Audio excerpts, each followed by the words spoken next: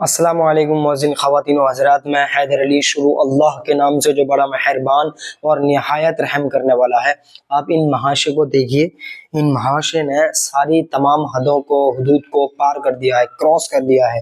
कैसी हदूद कैसी हद मैं आपको बताने जा रहा हूँ। दिल्ली के ओखला से आम आदमी पार्टी के विधायक रह चुके हैं, 2 बार के एमएलए हैं। इन्होंने बैरिस्टर असद ओवैसी साहब पर बहुत ही गंभीर एलिगेशन लगाए हैं, बहुत ही झूठे इल्जामात शुरू कर दिए। वही इनकी पुराने अल्फाज बीजेपी की बी टीम, बीजेपी की बी टीम। इन महाशय से मेरे सवाल हैं, आप एक ऐसी पार्टी से बिलोंग करते हैं अमानत भाई, जिस पार्टी के सदर जिसका नाम अरविंद केजरीवाल है।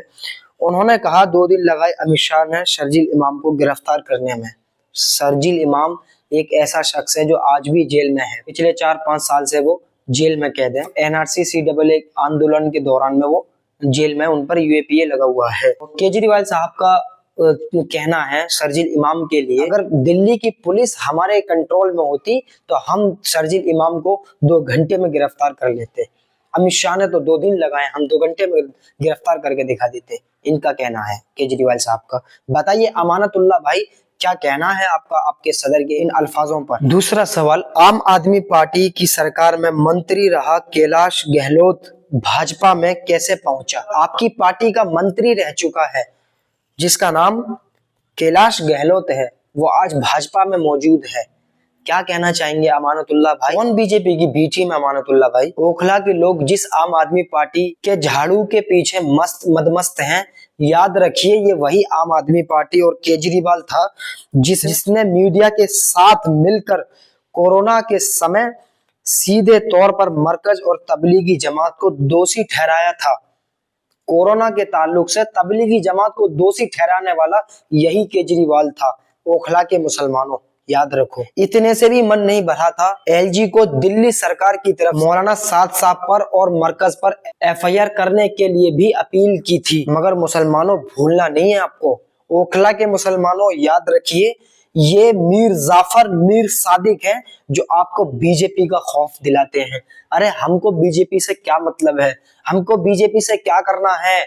2014 से हमको यही खौफ दिलाया जा रहा है कि आपको अपना वोट जाया मत करो, बीजेपी को हराना है, बीजेपी को हराना है, हमको वोट दो। यही सब कहा जा रहा है ना 2014 से अब तक, और आज भी इनके इन लोगों के यही अल्फाज हैं कि अगर ओवैसी को वोट दे दिया तो बीजेपी आ जाएगी। अगर ऐसा है तो बरसों से हैदराबाद का मुसलमान ओवैसी साहब को वोट दे रहा है। हैदराबाद में आज तक ओवैसी साहब को बीजेपी नहीं हरा पाई।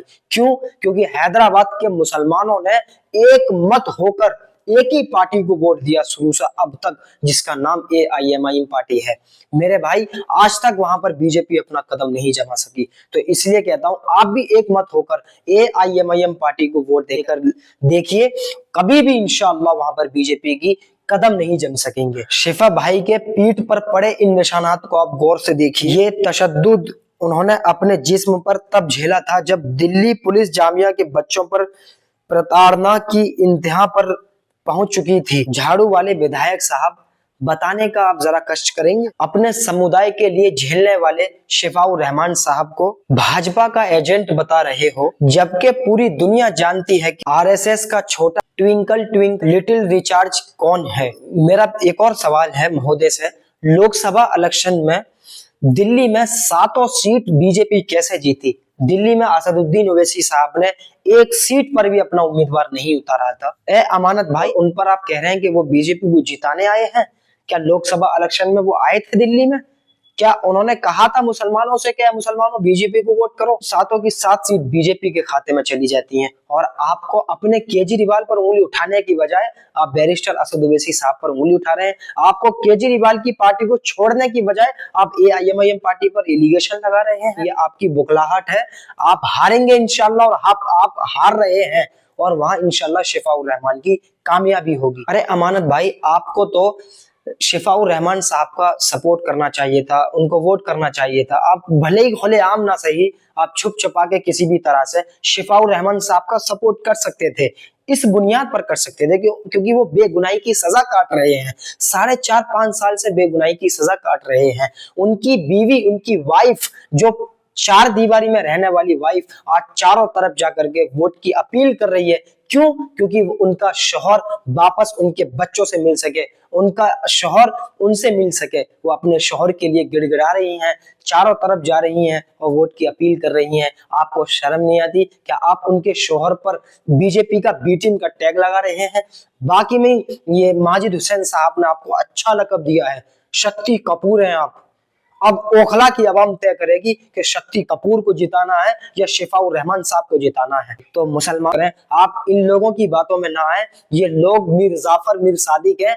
हर दौर में, हर जमाने में मुसलमान को हराने के लिए मुसलमानों ने जहर उंगला, एलिगेशन लगाई, झूठा इल्जाम लगाया और उनके साथ गद्दारी की। ये साफ तौर पर शिफाउर रहमान साहब के साथ में गद्दारी है अमानतुल्लाह साहब की। इस वीडियो को ज्यादा शेयर कर दें, इसलिए कि ओखला के हर घर तक ये वीडियो पहुंचनी चाहिए। वहां के मुसलमानों को पता होना चाहिए कि आपके साथ में फिर आपको बीजेपी का खौफ दिला करके वोट की भीख मांगी जा रही है। तो मेरे भाइयों, आप बीजेपी का खौफ ना खा करके आजादी तौर पर अपने वोट का सही इस्तेमाल करते हुए AIMIM पार्टी के हक में डालें। यही आपके लिए बेहतर फैसला होगा मेरे भाई। तो गुजारिश करता हूँ, शेयर करें और आपका दिल करे तो चैनल को सब्सक्राइब करें, मन करे वीडियो को लाइक करें, कमेंट बॉक्स में अपनी राय दें। आप अगर मेरी बात से सहमत हैं तो मेरे चैनल पर बने रहें। फिर मुलाकात होगी इंशाअल्लाह। फी अमानिल्लाह।